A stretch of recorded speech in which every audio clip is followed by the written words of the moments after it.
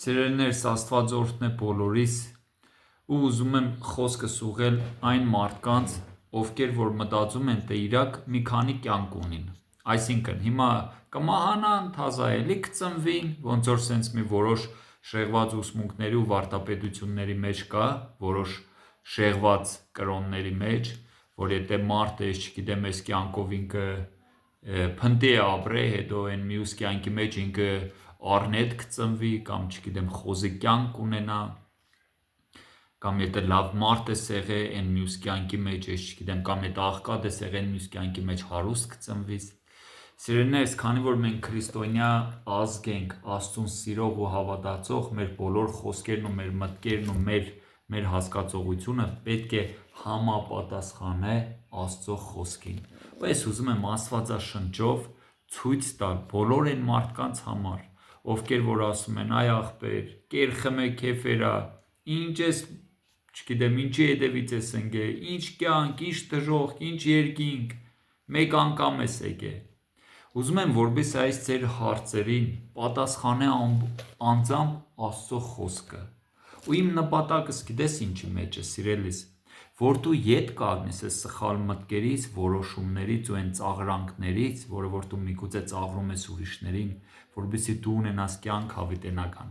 Հիմա միանգամից նախապես զգուշացնում եմ, եթե հաճելի չէ հենց հիմա իմ խոսքերս քեզ համար, մի լսե, всё, թերթե ու անցի։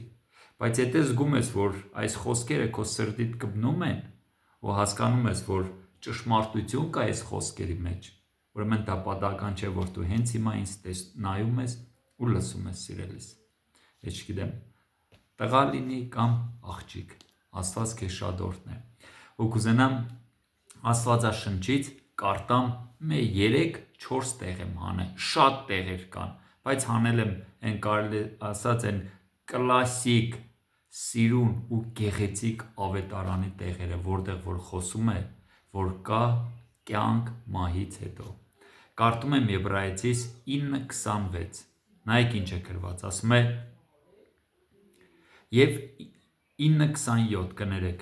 ինչպես մարդկանց համար սահմանված է մեկ անգամ մեռնել և նրանից հետո դատաստանը։ Տեսնում եք, ասում է մեկ անգամ մեռավ մարդ, այսինքն մի քանի անգամ ինքը չի մեռնի, մեկ անգամ ծնվել է, մի անգամ կմեռնի ու հետո դատաստանը։ Հիմա կարդում եմ առաջի Կորինթացիս 15:32 խոսքերը, Պողոս առաքյալի խոսքերը, ինչ ասում։ Ասում է, եթե մարդկորեն Եփեսոսումը գազանների հետ ոնց որ կռիվի մեջ մտա,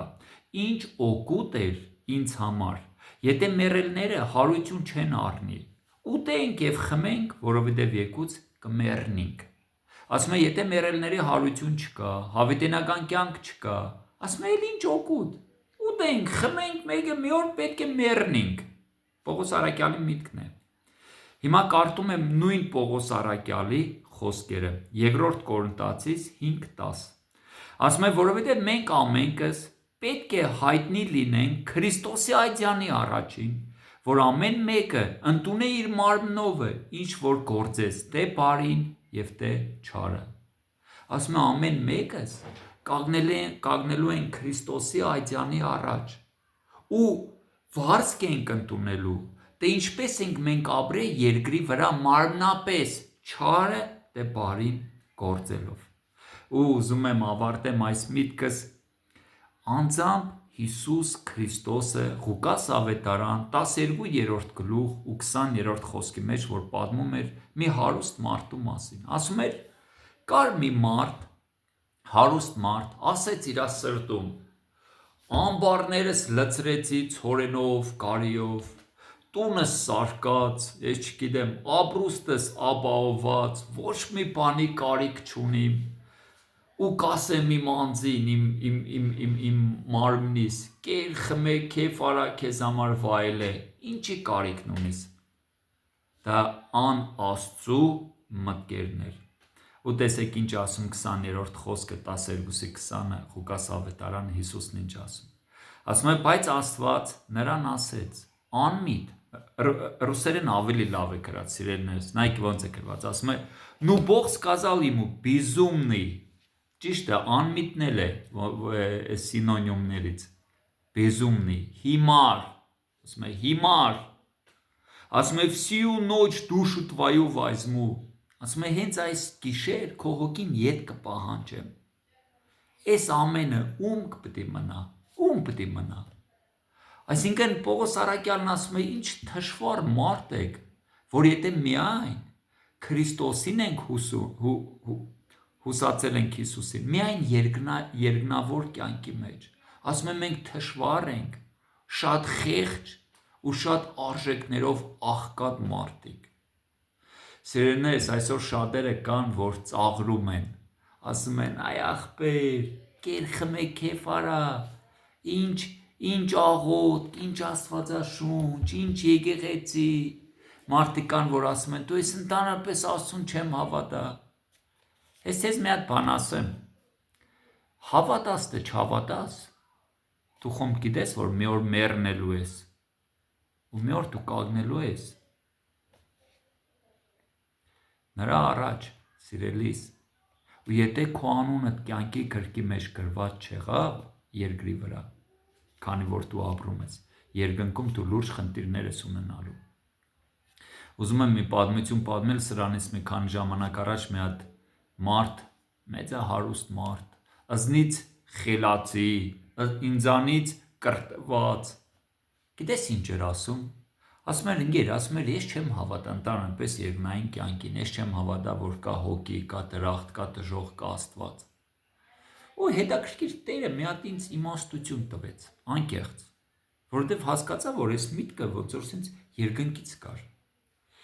Գիտես, ես իրան ասեցի, իսկ որ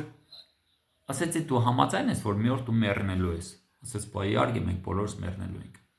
Ասեցի, բա որ մեռար։ Ու հետո հայտնվավ, պարզվավ, որ Աստվածաշունչը ճիշտ էր ասում։ Դուք կորցնես լուրջ հավիտենական կյանք ու քո կարելի ասած հավիտենականությունը դու շատ վատ տեղում կանցկացնես։ Ասի, բայց եթե ես մեռա ու պարզվա, որ այս ամեն ինչը ճիշտ է, ես ոչ մի բան չեմ կորցնել։ Ասենց ինձ նայեց, ասեց շատ ճիշտ ես ասում։ Գիտեք, դա իրան մտածելի տեղիք տվեց։ Սիրելիս, հիմա քեզ եմ ուղղել իմ խոսքս, համաձայն Աստծո խոսքի։ Միգուցե գեղեցիկ մեքենա ես քշում, միգուցե լավ ֆինանսների տեր մարդ ես, խելացի ես, միգուցե լավ պաշտոնի ես, միգուցե լավ շրջապատի տեր մարդ ես, Աստված օրհնի քեզ։ Բայց ուզում եմ քեզ մի հատ բան ասել։ Շեշտը սրա վրա մի տիր, շեշտադրումը տիր երկնային առկայության վրա։ Քանի դեռ ապրում ես երկրի վրա, հաշտվիր Քրիստոսի հետ, որ ունենաս հավիտենական կյանք։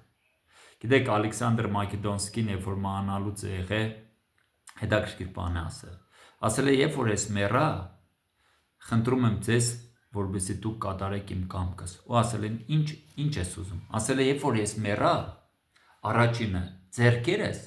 այսպես մեկնած այսպես բաց կպայեք, կթողնակ տագաղի մեջ։ Ասում է երկրորդը, թող իմ տագաղս բռնեն, այն ամենահանդրաճանաչ, ամենաիմաստուն ու գիտելիքներով հարուստ բժիշկները տագաղը բռնեն։ Ու ասում է իմ առաջից թող գնան ու ֆինանսներ շախտան, այսինքն ոսկի, արձատ, գումար, թող այսեն շախտան, որ ինձ այս ֆինանսների վրայով տանին ու տնեն փոսը։ Ու իրան հարց են տվել, ասել են իսկ ինչի համար։ Ասում է, որ բոլորը տեսնին, որ մերկ եկա ու մերկ է գնում եմ, ոչ մի բան հետս չեմ տանում այնտեղ։ Երկրորդ ասում է, թող բոլորը տեսնին, որ այս աշխարհի ամենամեծ բժիշկները չկարողացան ինձ բժշկեին։ Ու ասում է, երբ որ ֆինանսներս են ոսկին ու արծաթի վրայով եք ինձ անցկացնելու, թող նույնպես ամբողջ աշխարհը տեսնի,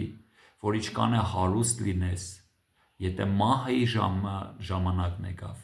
ոչ գումարդ, ոչ ոսկիդ, ոչ արծաթդ, ոչ եվրոդ, ոչ դոլարդ, ոչ դրամդ չի կարողանա քեզ օգնի։